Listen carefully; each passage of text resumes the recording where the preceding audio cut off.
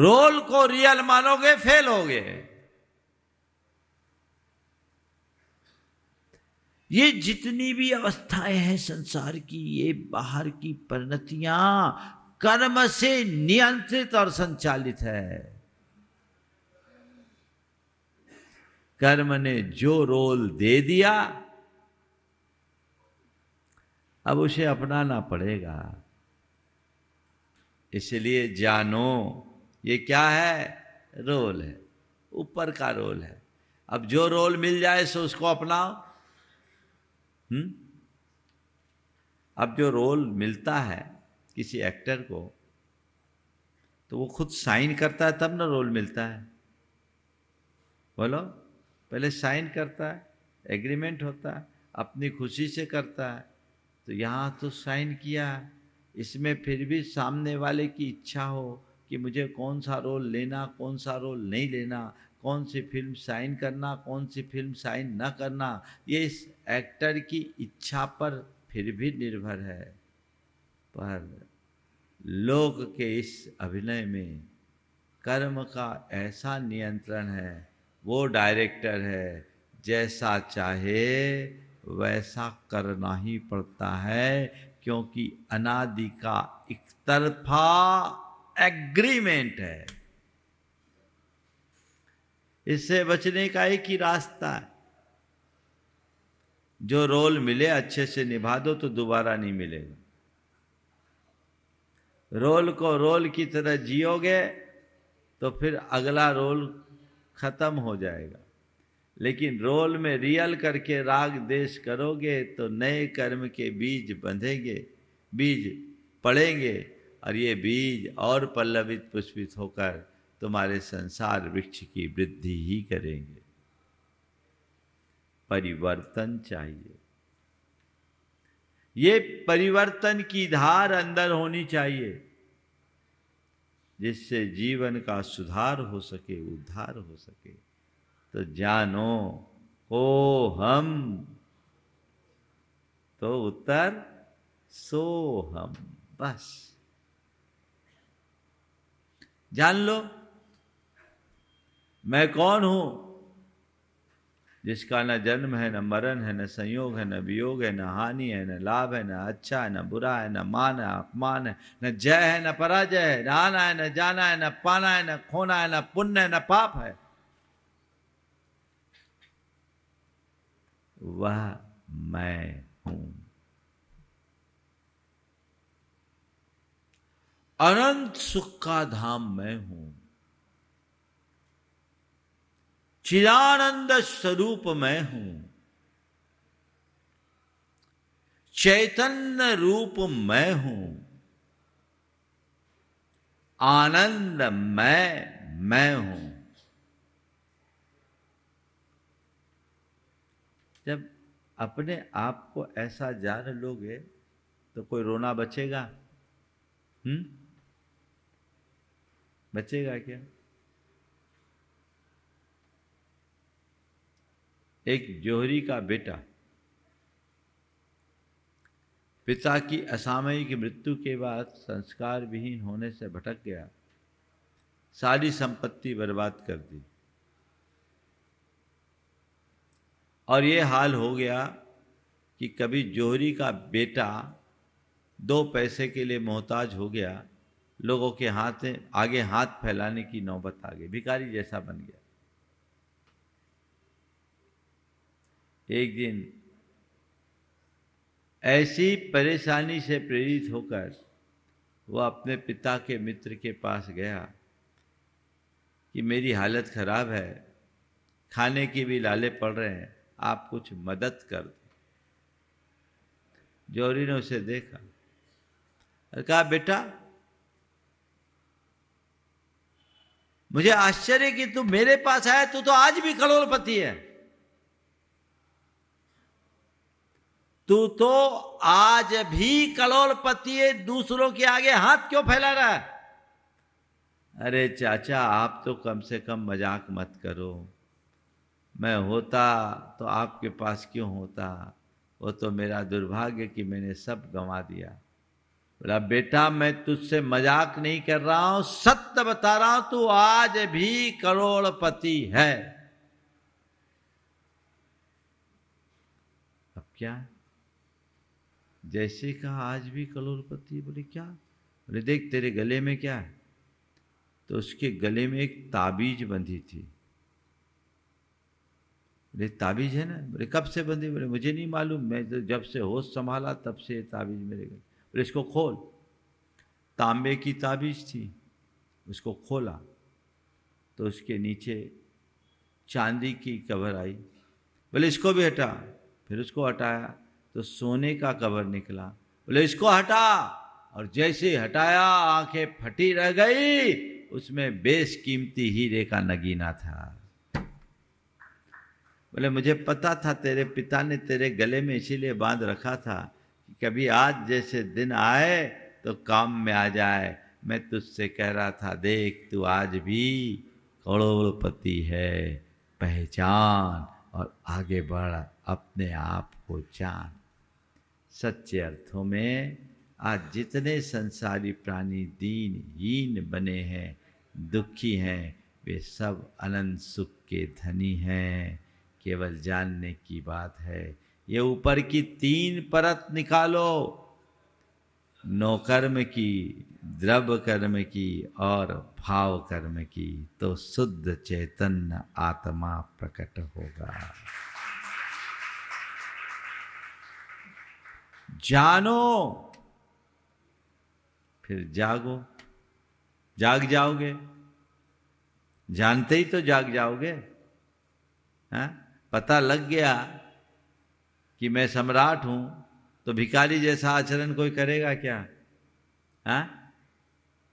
आत्मा के स्वरूप को जान लिया तो जागो, आगे बढ़ो। कई लोग जान तो लेते पर जागते नहीं। जानने के बाद जागना जरूरी है। 4 अवस्थाएं आत्मा की। एक है स्वप्न अवस्था, सुप्त अवस्था। दूसरी है स्वप्नावस्था। तीसरी है प्रबुद्ध अवस्था, जागृत अवस्था। और चौथी है प्रबुद्ध अवस्था।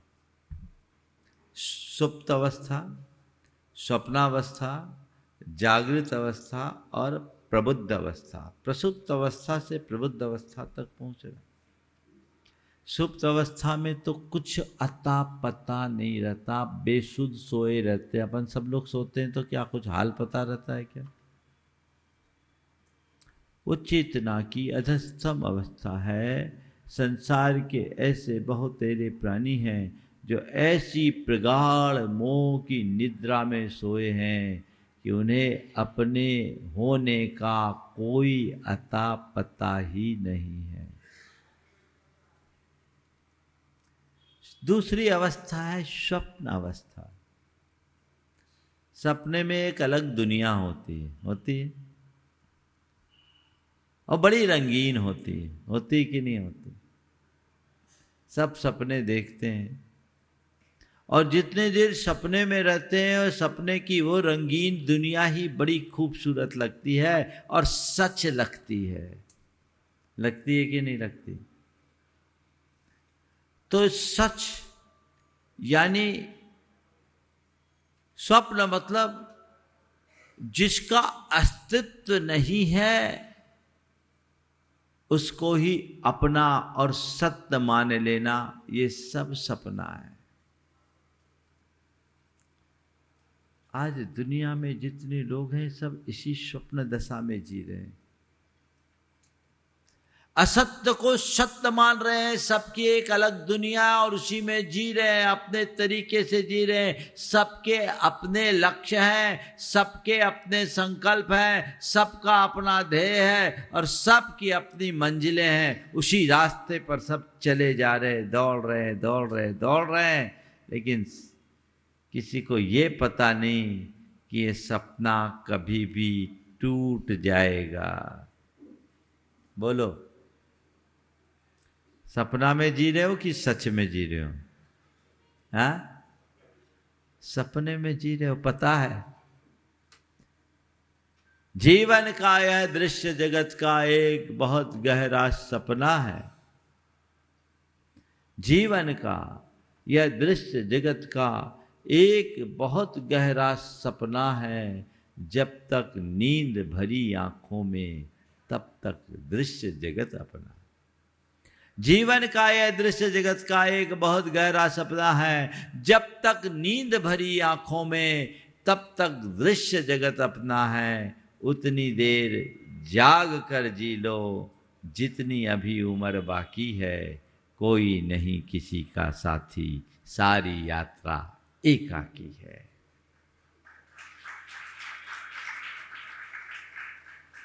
सपने में जी रहे हो। सपना तो सपना है, सपना टूटना चाहिए, है ना? सपना टूटना चाहिए। एक दिन तो सबका टूटना है, भले तुम कितने बड़े सपने गढ़ो।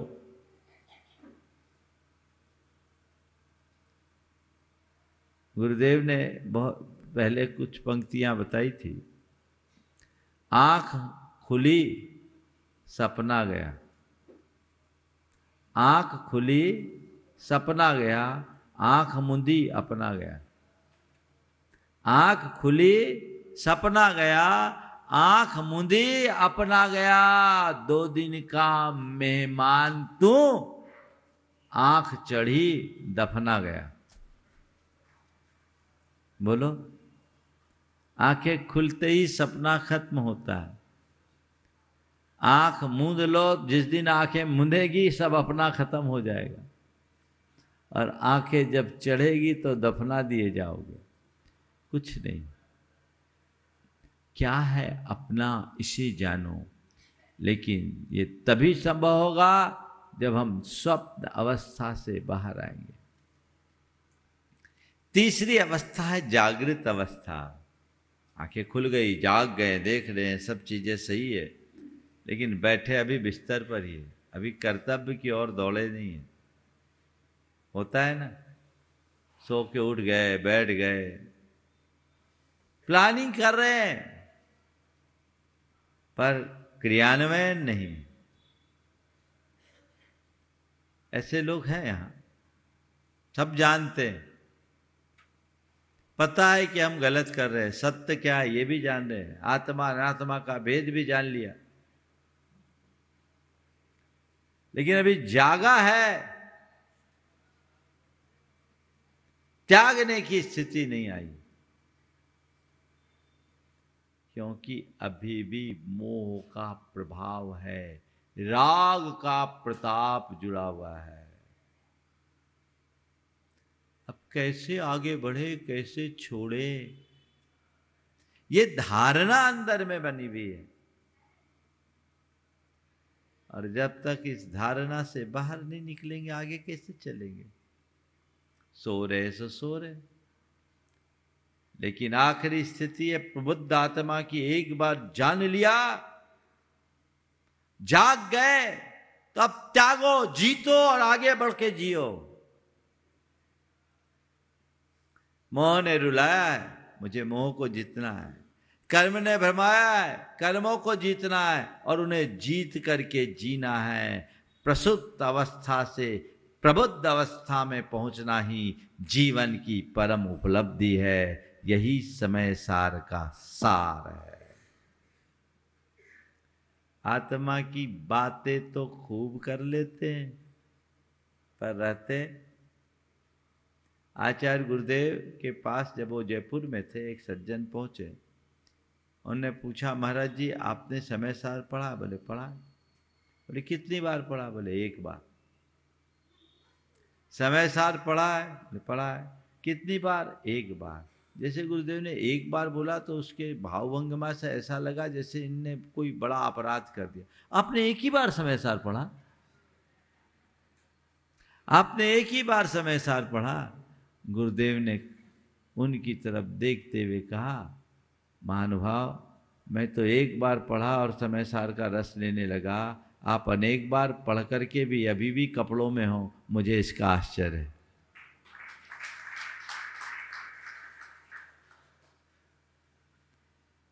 समय सार रटने में आनंद नहीं है,